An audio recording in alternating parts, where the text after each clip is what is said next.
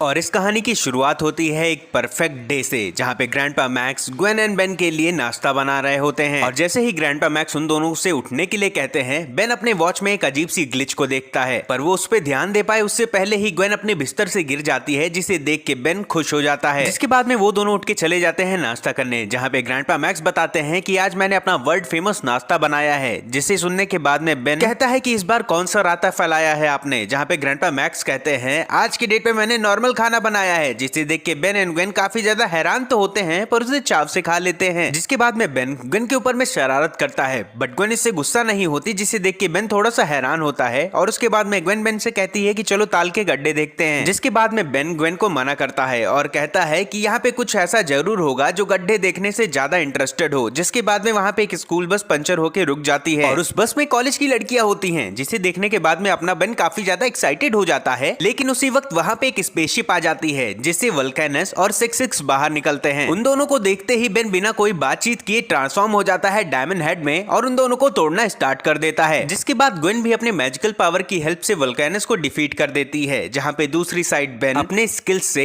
6-6 की छुट्टी कर देता है। और ये सारी कलाकांडी निपट जाने के बाद में डायमंड हेड उन लड़कियों की मदद करता है ताकि वो टाइम पे अपने कॉलेज पहुंच सकें। जिसके बाद में बेन उसी बस में काई को देखता है, जो कि उसकी क्रश रहती है, और ये देख के वो काफी ज्यादा सैड हो जाता है, क्योंकि काई ने बेन का दिल तोड़ा हुआ होता है। जिसके बाद में हमें टीम टेनिसन दिखाई जाती है, जहाँ पे ग्रैंडपा मैक्स बेन की फेवरेट जगह पिज्जा एंड प्ले में जाने को कहते हैं। और ये सुनने के बाद में बेन काफी ज्यादा एक्साइटेड हो जाता है कि आज उसका दिन कितना ज्यादा परफेक्ट हो सकता है। पिज्जा एंड प्ले में जाने के बाद में बेन अपने समर्स का काफी अच्छा दिन बिताता है। और वहाँ पे काफी अच्छा समय बिताने के बाद में जब टीम टेनिसन वापस जाने लगते हैं, तभी बेन ग्रैंडपा मैक्स को अपने ओमनिट्रिक्स को दिखाता है और बताता है कि इसमें सुबह से ही कोई ग्लिच हो रहा है। जिसे देखने के बाद में ग्रैंडपा मैक्स बेन से कहते हैं कि हो सकता है कोई छोटा मोटा ग्लिच या अपडेट है, तुम उस पर ध्यान मत दो। और ग्रैंडपा मैक्स के इतना ही कहने के बाद में वहाँ से एक ट्रक काफी ज्यादा स्पीड से जाती है, जिस ट्रक से सुमो स्लैमर गेम की कुछ ऐसी रेयर कॉपीज गिर जाती हैं, जो कि 1 साल बाद रिलीज होने वाली होती हैं। उस गेम को देख के बेन काफी ज्यादा एक्साइटेड हो जाता है, बट उसके अंदर का इंसानियत जाग जाता है। तभी वो ग्रैंडपा मैक्स से कहता है कि शायद हमें इसे वापस कर देना चाहिए। लेकिन तभी ग्रैंडपा मैक्स कहते हैं कि अब तो वो ट्रक वाला काफी ज्यादा दूर निकल गया होगा, तो एक काम करो, तुम इस गेम को यूज कर सकते हो बिना किसी रोक टोक के। इसके बाद में टीम टेनिसन अपने अड्डे पे आ जाते हैं और ग्रैंडपा मैक्स ग्वेन बेन की काफी ज्यादा खातिरदारी करते हैं, ताकि वो अच्छे से और कंफर्टेबल होके उस गेम को खेल पाए। बेन को ग्रैंडपा मैक्स और ग्वेन का ये बिहेवियर काफी ज्यादा अजीब लगता है, पर वो इन सारी चीजों को काफी अच्छे से एंजॉय कर रहा होता है, तो इन्हें इग्नोर मार देता है। तभी हमें दिखाया जाता है कि दूसरी साइड से एक और ग्रैंडपा मैक्स और ग्वेन बेन को आके उठाते हैं और कहते हैं कि हमारे साथ चलो। पर बेन अपने गेम में इतना बुरी तरीके से डूबा हुआ होता है कि उसे कुछ फर्क ही नहीं पड़ता। तभी वैनिटी वैन से ग्रैंडपा मैक्स और ग्वेन जब अपने same to same photocopy को देखते हैं, तो उन्हें पकड़ के रस बकेट के अंदर में लेके चले जाते हैं और उन्हें बांधने की कोशिश करते हैं। और इसी के बीच उन दोनों में हाथापाई हो जाती है, जिसे बेन भी देख लेता है और वो कंफ्यूज हो जाता है कि एक साथ दो ग्रैंडपा और ग्वेन कैसे हो सकते हैं। जिसके बाद में असली वाली ग्वेन बेन का हाथ पकड़ के वैनिटी बैंड में लेके चली जाती है और ग्रैंडपा मैक्स कहते हैं हमारे साथ चलना पड़ेगा, जिसके बाद हम तुम्हें सारी चीजें बताएंगे। टीम टेनिसन के वहां से निकलने के बाद में बेन उनसे काफी सारे सवाल जवाब करता है कि यहाँ पे आखिर में हो क्या रहा है और यहाँ पे दो ग्रैंडपा मैक्स कैसे हैं। मैक्स कहते हैं कि ऐसा नहीं है, और वो जैसे ही बेन को सच्चाई बताने जाते हैं, वहाँ पे एक बस रस बकेट को टक्कर मार देता है, जिस वजह से रस बकेट के चित्थाड़े उड़ जाते हैं। जिसके बाद में बेन को पता चलता है कि उस बस में लेफ्टिनेंट स्टीव होते हैं, और उसके बाद वो बोलता है कि आखिर में तुम मेरे साथ ये क्या कर रहे हो। जहां पर लेफ्टिनेंट बेन को बताता है कि जो तुम्हारे साथ हैं वो तुम्हारे अपने नहीं, इन्हें विलगैक्स ने भेजा है और ये बहरूपिये हैं। तभी बेन लेफ्टिनेंट को बताता है कि इन्होंने मुझे बोला है कि इन सारी कलाकांडियों के पीछे फॉरएवर नाइट्स का हाथ है। लेफ्टिनेंट स्टीव बेन को समझाता है कि तुमने इनके बातों पे भरोसा कैसे कर लिया, इनको विलगैक्स ने भेजा है। तभी ग्रैंडपा मैक्स और ग्वेन बोलते हैं कि हम सच्चे हैं, और वो बेन को यकीन दिलाने की कोशिश करते हैं। लेकिन तभी हमें पीछे से विलगैक्स की आवाज सुनाई देती है और वो कहता है कि तुमने भले ही मेरे गुंडों को रोक लिया है, पर अब तुम मुझसे नहीं बच पाओगे। जिसे सुन के बेन हैरान हो जाता है और लेफ्टिनेंट स्टीव बेन से कहते हैं मैंने तुम्हें पहले ही बोला था। और इन्हीं सारी बातों के बीच में विलगैक्स अर्थ पे आ जाता है, जिसके बाद में बेन ट्रांसफॉर्म हो जाता है फोरआर्म्स में और विलगैक्स की पिटाई करना स्टार्ट कर देता है, जहां पर फोरआर्म्स विलगैक्स को 1 मिनट के अंदर ही डिफीट कर देता है। और तभी विलगैक्स एक नल वॉइड प्रोजेक्टर निकाल के बेन को उसके अंदर भेजने की कोशिश करता है, लेकिन तभी फोर आर्म्स विल्की भैया को चकमा देके उसे खुद ही नलवॉइड चैम्बर के अंदर में भेज देता है, जिसके बाद में लेफ्टिनेंट स्टीव बेन से कहता है कि अब जल्दी से इन दोनों बहरूपियों को भी नलवॉइड चैम्बर में उसी के पास भेज दो। लेकिन बेन अभी भी इसमें कंफ्यूज होता है कि ये मेरी असली फैमिली है या नहीं, जिसके बाद में ग्वेन बेन को सुनाने लगती है कि ये एक नंबर का बेवकूफ है और ये सच में हमें नलवॉइड में भेज देगा, क्योंकि इसके पास इतनी भी अकल नहीं है कि विल गैक्स इसको नलवॉइड में भेजने से पहले इसके ओमनिट्रिक्स को छीनने की कोशिश करेगा। और ग्वेन की यही बात सुन के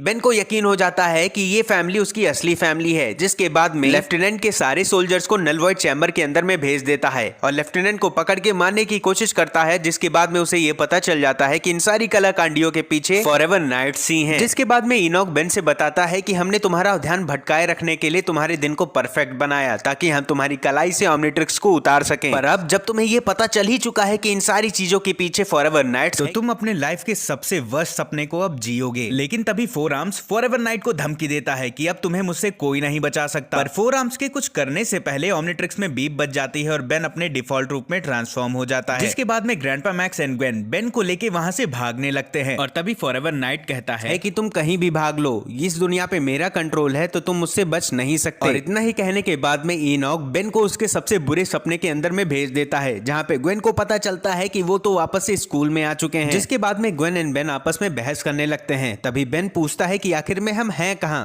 जिसके बाद में ग्वेन बेन को बताती है कि हम सब तुम्हारे दिमाग के अंदर में हैं, जहां पे फॉरएवर नाइट्स तुम्हारे वॉच को हथियाने के लिए एक एलियन टेक्नोलॉजी की हेल्प से तुम्हें ड्रीम लैंड में भेज चुके हैं ताकि तुम अपने सपनों की दुनिया में मस्त रहो और वो तुम्हारी कलाई से तुम्हारे ओमनिट्रिक्स को निकाल सके। बट जब हमें ग्रैंडपा मैक्स को ये बात पता चली तो ग्रैंडपा मैक्स ने भी एक ऐसी टेक्नोलॉजी बनाई जिसकी फ्रीक्वेंसी से हम तुम्हारे तक आ सकें। तभी बेन ग्वेन से कहता है कि सपने से जगाने के लिए तुम मुझे मार सकती हो, जिसके बाद में ग्वेन बेन को खींच के लगाती है, पर बात नहीं बनती। तभी ग्वेन बताती है कि ग्रैंडपा मैक्स ने पहले ही बताया था कि इन सबसे बात नहीं बनने वाला, जिसके बाद में ग्रैंडपा मैक्स कहते हैं कि मैंने पूरे स्कूल को स्कैन कर लिया है और मुझे निकलने की जगह मिल चुकी है। तभी बेन ग्रैंडपा मैक्स से पूछता है कि ओमनिट्रिक्स को निकालने के बाद में हम यहीं पे फंसे रहे तो हमारे साथ क्या होगा। तभी ग्रैंडपा मैक्स बताते हैं कि इस सपने के साथ हमें भी मार दिया जाएगा। जिसके बाद में वो लोग अपनी मंजिल की ओर बढ़ने लगते हैं। तभी उन्हें रास्ते में केविन 11 मिल जाता है और वो अपने भयानक रूप में ट्रांसफॉर्म होकर टीम टेंशन के ऊपर में अटैक करने लगता है। बेन एलियन में ट्रांसफॉर्म होने की कोशिश करता है पर उसकी ओमनिट्रिक्स अभी भी रिचार्ज मोड में लगी हुई होती है। जिसके बाद में वो लोग केविन 11 से बच के भागने लगते हैं और एक ऐसे रूम में चले जाते हैं जिससे निकलने के लिए उन्हें एक क्विज देना पड़ेगा। जिसके बाद में ग्वेन उस टेस्ट को देने लगती है पर उसके गलत जवाब से वहां का फ्लोर टूटने लगता है। तभी बेन ग्वेन को समझाता है कि हर एक ऑप्शन में सी को चुन लो, क्योंकि 11th स्टैंडर्ड में मैं भी ऐसे ही पास हुआ था। और जैसे ही बेन अपने तुक्कों को मारता है सारे सवाल सही चले जाते हैं। जिसके बाद में टीम टेंशन केविन 11 से बच जाती है और वहां से कट लेते हैं। जिसके बाद में टीम टेंशन अपने मंजिल पे आगे बढ़ने लगती है पर उन्हें रास्ते में कैश और जेटी मिल जाते हैं। जिसके बाद में वो दोनों ग्रैंडपा मैक्स को परेशान करने लगते हैं। जिसके बाद में बेन हीट ब्लास्ट में ट्रांसफॉर्म होने की कोशिश करता है पर वो ट्रांसफॉर्म ग्रे मैटर में हो जाता है और अपनी बुद्धि का यूज करके वो कैश एंड जेटी को भी हरा देता है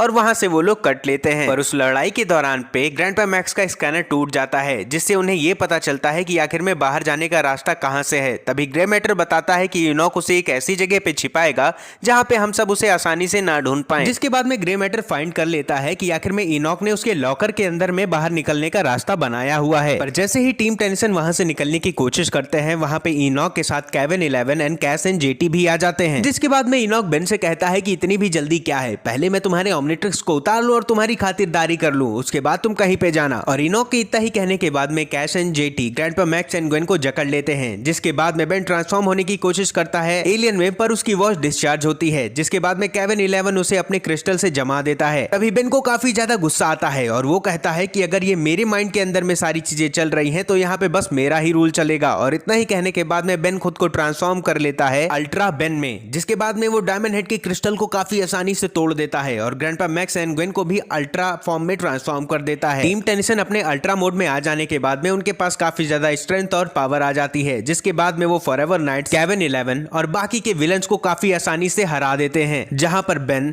इनोक को काफी बुरी तरीके से तोड़ता है और उसे आउटर स्पेस की ऊंचाइयों पे ले जाके सूरज के ऊपर में फेंक देता है, जहां पे इनोक जाग जाता है और अपने सारे इंजीनियर से कहता है कि इसे जल्दी से उतारो। और ये सारी कलाकांडियां निपटा देने के बाद में और सारे विलन्स को हरा देने के बाद में बेन भी उस लॉकर के रास्ते से जाग जाता है, जहां पर वो देखता है कि इनोक के इंजीनियर्स उसके वॉच को निकालने की कोशिश करते हैं। लेकिन तभी वो एक्सेलरेट में ट्रांसफॉर्म हो जाता है और उन सबको डिफीट कर देता है। जिसके बाद में बेन इनोक को उसके ही सपने के अंदर में भेज देता है, जहां पे इनोक ये देखता है कि बेन आजाद होने के बाद भी वापस से फंस जाता है। इनोक उसे एक बार फिर से बंदी बना के उसके ओमनिट्रिक्स को हथिया लेता है, पर बाद में हमें ये पता चलता है कि इनोक अपने सपने में ही ये सारी चीजें देख रहा होता है। और इन सारी कलाकांडियों के बाद में वहां पे ग्रैंडपा मैक्स एंड ग्वेन भी आ जाते हैं और बेन बोलता है कभी कभार हमारे विलन्स को भी ये हक होता है कि वो अपने मन मुताबिक अच्छा सपना देख पाए। और इस एपिसोड की एंडिंग यहीं पे हो जाती है।